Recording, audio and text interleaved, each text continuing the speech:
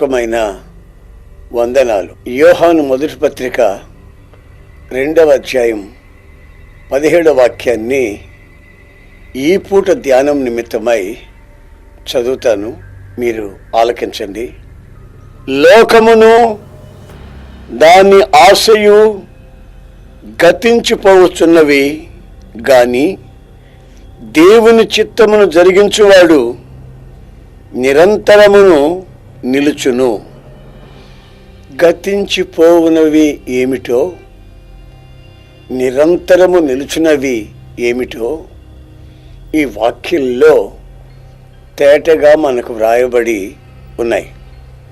లోకము దాని ఆశలు గతిస్తాయి, కానీ దేవుని చిత్తాన్ని చేస్తున్న ప్రతి ఒక్కరూ నిరంతరము నిలుస్తారు. మనము దేవునిలో నిలిచి ఉన్నటకు ఆశిస్తున్నామా, లేక పతనావస్థలో ఉండి పాతాళానికి దిగాలని ప్రయత్నం చేస్తున్నామా? దేవుని చిత్తాన్ని ఎంతవరకు మనం ఎరిగి ప్రవర్తిస్తున్నాము అనే సంగతిని మనం కొంచెం క్షుణ్ణంగా ఆలోచించాలి. ప్రభు అయిన యేసుక్రీస్తునట తండ్రి అయిన దేవుడు నలగగొట్టుటకు చిత్తమైందట ఆయనకి. అంటే ఏకైక కుమారుణ్ణి శ్రమలకు, నిందలకు, అవమానాలకు అప్పగించటం దేవుని చిత్తము అని మనం చదువుతున్నాం.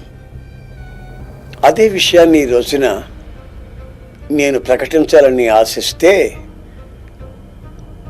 సిలువను గూర్చి, ఆయన పడిన శ్రమలు, అవమానాల గురించి చెప్పకుండా ఉండలేను.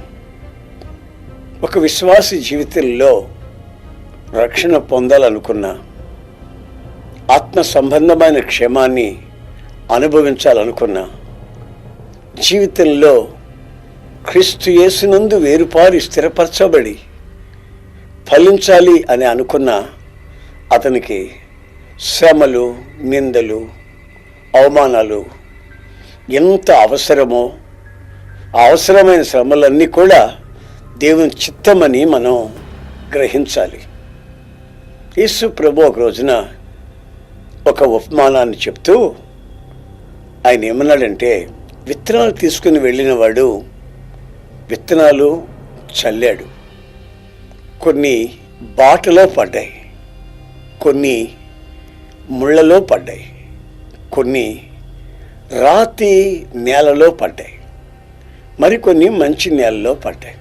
ఆయన వ్యాఖ్యానించిన వ్యాఖ్యానంలో రాతి మీద పడ్డ విత్తనం మొలిచింది, కానీ శ్రమలు, హింస అంటే ఎండ తగిలినప్పుడు దానికి వేరు లేనందువల్ల అది ఎండిపోయింది.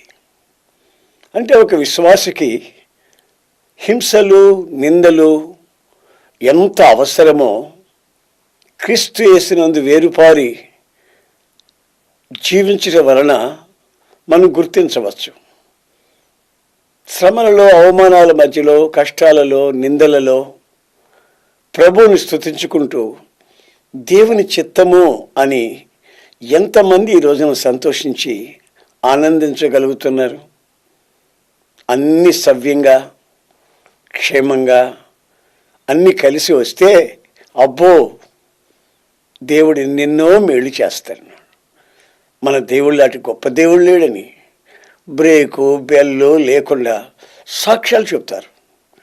కానీ మన సాక్ష్యం ఎప్పుడు స్థిరపరచబడుతుందంటే, శ్రమలలో, హింసలలో కూడా క్రీస్తునందు నేను వేరుపారి ఉన్నాను, పొరపాటును కూడా ఆకు వాడని జీవితాన్ని నేను చేస్తాను, ఈ శ్రమలు నా జీవితానికి దేవుని చిత్తాన్ని పరిపూర్ణంగా నేర్పిస్తాయి అనే భావన కలిగి జీవించాలని లేఖనాలు హెచ్చరిస్తూ ఉన్నాయి. మొట్టమొదటిగా కొలస్సీలకు రాసిన పత్రిక 1వ అధ్యాయం 9వ వాక్యంలో విశ్వాసుల నిమిత్తమై దైవజనుడు ప్రార్థన చేస్తున్నప్పుడు మీరు పరిపూర్ణమైన దేవుని చిత్తం ఎరిగి ఉండవలను అనే సంగతిని ఆయన ప్రార్థనలో జ్ఞాపకం చేసుకుంటున్నట్లు చెప్తున్నాడు. మరి పరిపూర్ణమైన దేవుని జ్ఞానం, పరిపూర్ణమైన దేవుని చిత్తం ఎలా ఉంటుంది అనే సంగతిని మనం క్షుణ్ణంగా తెలుసుకోవాలి. మేము చిన్నపిల్లలుగా ఉంటున్నప్పుడు మా వీధుల్లో చెంచోళ్ళు అని తిరిగేవాళ్ళు. వాళ్ళ దగ్గర తాటాకుతో తయారు చేసిన గ్రంథం ఉండేది, తాడుతో కట్టుండేవాళ్ళు. వాళ్ళు వచ్చి మీ జాతకం చెప్తాము అనేవాళ్ళు. అప్పుడు మా వాళ్ళంతా ఏం చేసేవాళ్ళంటే అతన్ని కూర్చోబెట్టి ఆ యొక్క తాటాకు కట్టలో పుల్లలు పెట్టేవాళ్ళు. పుల్లలు పెడితే ఆ పుల్ల తీసినప్పుడు అక్కడ కోతి బొమ్మ, కుక్క బొమ్మ, ఏదో బొమ్మ ఉండేది. వాటిని ఆధారం చేసుకుని వాడు ఏదేదో చెప్తుండేవాడు. చెప్తూనే ఉంటాడు. ఒక పాత చీరిస్తారా అని అడుగుతాడు, ఒక పాత పంచిస్తారా అని అడుగుతాడు. ఈ మధ్య నేను కొన్ని చోట్లకి వెళ్ళినప్పుడు దేవుని చిత్తం కనుగొనేందుకు దేవుని బిడ్డలమే మేమని చెప్పుకునే కొందరు బైబిల్లో పొలంలో పెట్టడం నేర్చుకున్నారు. ఒక చిన్న ప్రార్థన చేసుకోవటం, ప్రభా నీ చిత్తమేదో మాకు చూపించమనటం, పుల్ల పెట్టడం. ఆ పుల్ల తీసిన దగ్గర ఆ పేజీలో ఉన్నటువంటి విషయాలు చదువుకొని అది దేవుని చిత్తమని అనుకునేవాళ్ళు. కొన్నిసార్లు ఆ పుల్ల పెట్టిన దగ్గర ప్రమాదమైన కార్యక్రమాలు ఉండి అయితే వాటిని తప్పించి మరొకసారి పొల్లబెట్టేవాళ్ళు. వాళ్ళకు అనుకూలమైనటువంటి వాక్యం వచ్చినప్పుడు ఇది దేవుని చిత్తం అనుకునేవాళ్ళు. మరి కొంతమంది ప్రార్థన చేసి ఏదైనా వ్యాపారం ప్రారంభిస్తారు. నష్టం వచ్చిందనుకో అది దేవుని చిత్తం కాదు అని బయటకు వచ్చేస్తారు. ఒక ఇల్లే కొంటారు. పేచీలు వచ్చాయనుకో అది దేవుని చిత్తం కాదు, చెప్తే వినలేదు వీళ్ళు అని సలుగుతూ గొణుగుతూ ఉంటారు. అసలు దేవుని చిత్తము పరిపూర్ణంగా మనం ఎలా తెలుసుకోవడం అనేది మనం తప్పనిసరిగా గ్రహించి ఉండాలి. ఎందుకంటే మన టీవీ ఛానల్స్ వాళ్ళు ప్రచురిస్తున్నారు. ఈ ఛానల్లో ప్రసంగం చేసే ప్రతి ప్రసంగం క్రైస్తవులను బలపరచుటకు మాత్రమే అంటున్నారు. ఇది అన్యుల కొరకు కాదండి, క్రైస్తవులు బలపరుచుకునే దాని కొరకే గనుక నేను ఈ విషయాలన్నీ చెప్పక తప్పదు.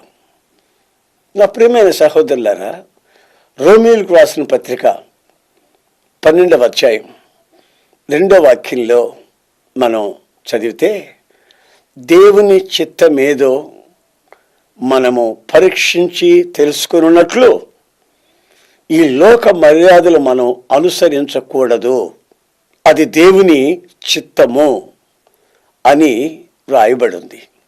అంటే లోక మర్యాదలు ఎప్పుడైతే మనం అనుభవిస్తామో, అనుసరిస్తామో అప్పుడు మనం దేవుని చిత్తానికి దూరం అయిపోతున్నాము అనే సంగతి వాస్తవం. అది పరీక్షించి తెలుసుకొని ఆ దైవ చిత్తములో ఉన్నటువంటి మహదానందాన్ని ఆధ్యాత్మికంగా అనుభవిస్తూ ముందుకి సాగాలి. అది మన కర్తవ్యం. ఇంకా పై మాటను కూడా మనం 1వ వాక్యాన్ని కూడా చదివితే అక్కడేముందంటే, సహోదరులారా సజీవ యాగముగా మీ శరీరములను ఆయనకు సమర్పించుకునుడి, అది బుద్ధిగల ఆరాధన. పాత నిబంధన భక్తులు ఏదైనా దేవునికి అర్పించాలనుకుంటే దాన్ని చంపి రక్తాన్ని పిండి ముక్కలు ముక్కలు దాని శరీరాన్ని చేల్చి ఆ బలిపీఠం మీద పెట్టేవాళ్ళు. అయితే క్రొత్త నిబంధనకు వచ్చినప్పుడు అది పూర్తిగా భిన్నంగా వ్రాయబడి ఉంది. అదేంటంటే, మనం సజీవులమయ్యే ఉంటాం, కానీ మన ఆశలు, మన కోరికలు, లోక సంబంధమైనటువంటి ఆచారాలు ఇవన్నీ కూడా సజీవ యాగంగా వాటిని దేవునికి అర్పించి లోక మర్యాదలు అనుసరించకూడదు.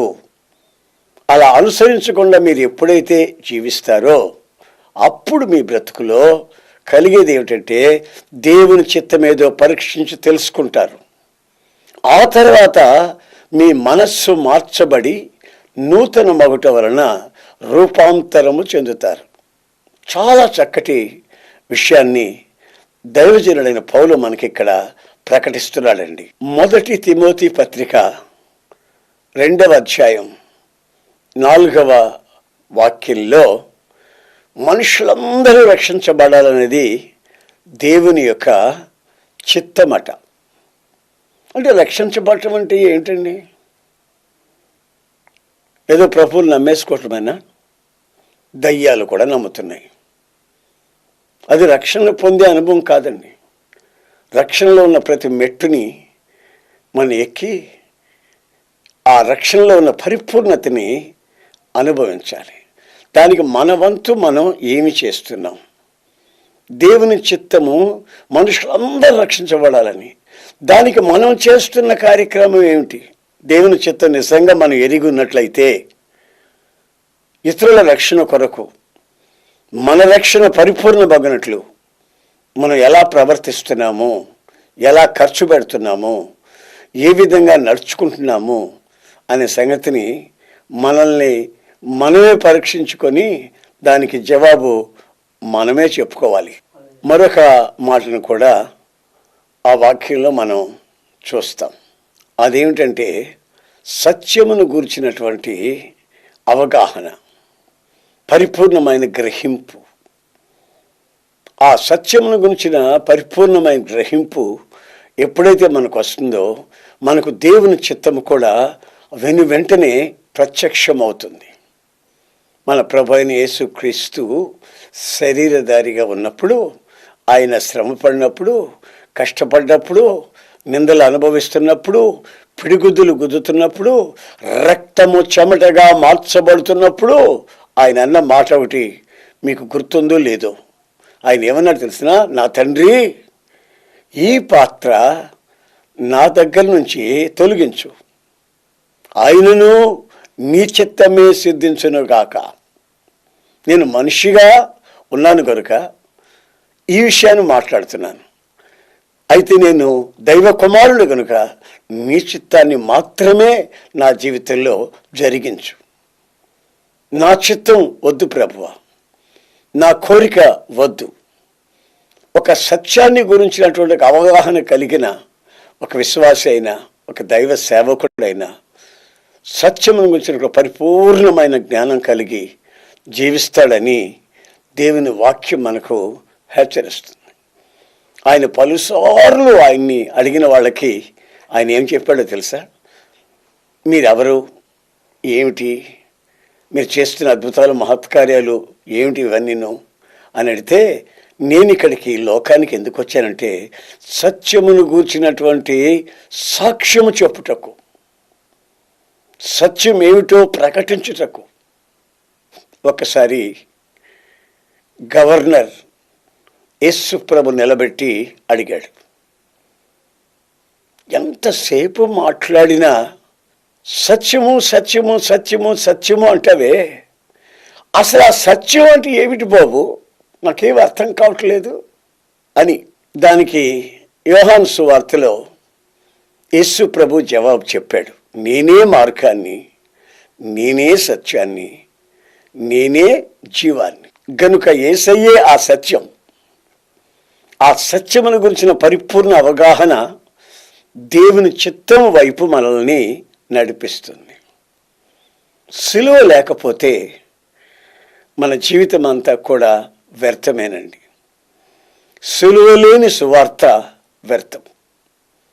అంత సుఖభోగాల మధ్యలో ఈ మధ్య ఒక సువార్త వచ్చింది, ప్రాస్పరిటీ.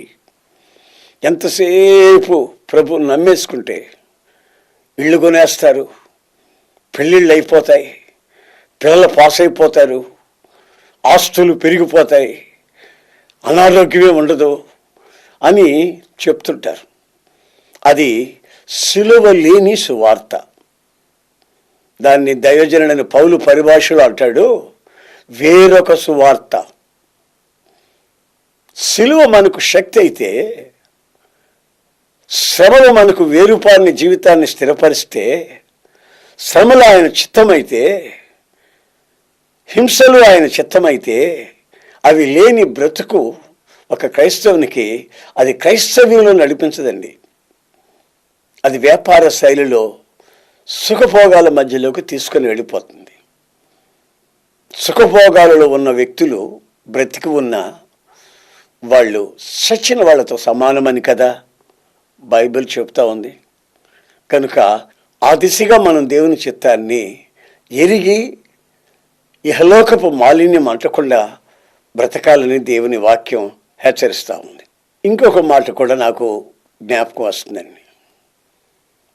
యేసు ప్రభు గలిలయ ప్రాంతాల్లో తిరుగుతున్నప్పుడు కానా అనే ఓ ప్రాంతంలో జరిగిన వివాహానికి పిలువబడి శిష్యులతో అక్కడికి వెళ్ళాడండి. వివాహం చాలా గ్రాండ్గా జరుగుతూ ఉంది. కానీ విందులో ఒక కొరత. మరియమ్మ గారు వెళ్ళి, బాబు ద్రాక్షాసం అయిపోయింది బాబు అని చెప్పింది.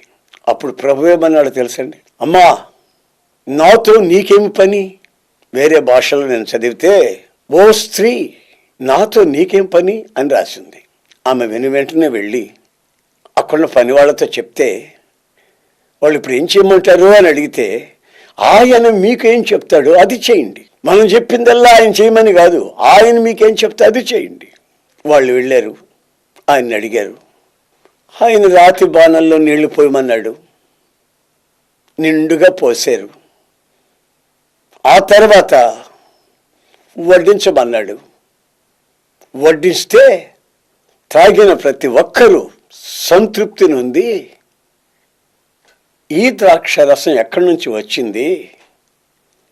మేము చాలా వివాహాలకు వెళ్ళాం, కానీ మొదట్లో చిక్కటి ద్రాక్షారసం ఇచ్చేవాళ్ళు.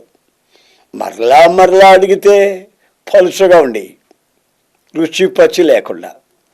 కానీ మీరు వచ్చినప్పటి నుంచి ఇంత రుచిగా రాను రాను రుచి ఎక్కువైపోతుంది ఏమిటి అని అడిగారు. వాళ్ళు చెప్పుకున్న మాటలు ఏమిటంటే, మేము ఆయన చెప్పినది చేశాం. ఈ అద్భుతాన్ని చూసిన శిష్యులు ఆయనతోనే ఉన్నారు, ఆయనతోనే తిరుగుతున్నారు, ఆయన పెట్టి ఆహారం తింటున్నారు, ఆయన చేసే అద్భుతాలు చూస్తూనే ఉన్నారు. కానీ ఆ వాక్యాలు మీరు గమనించి చదివినట్లయితే అక్కడేమని రాసిందంటే, ఈ అద్భుత మహత్కార్యాన్ని చూసిన శిష్యులు ఆయన యందు అప్పటి నుండి విశ్వాసించిరి. ఈ అద్భుతాలు మహత్కార్యాలు చూసిన ఆయన విశ్వాసులు ఆ క్షణం నుండి ఆయన నుండి విశ్వసించిరి. అంతకుముందు విశ్వసించలేదు, కానీ ఆయనతో తిరిగారు. ఆయన చిత్తాన్ని గ్రహించలేదు, ఆయన నామాన్ని ఉచ్చరించారు,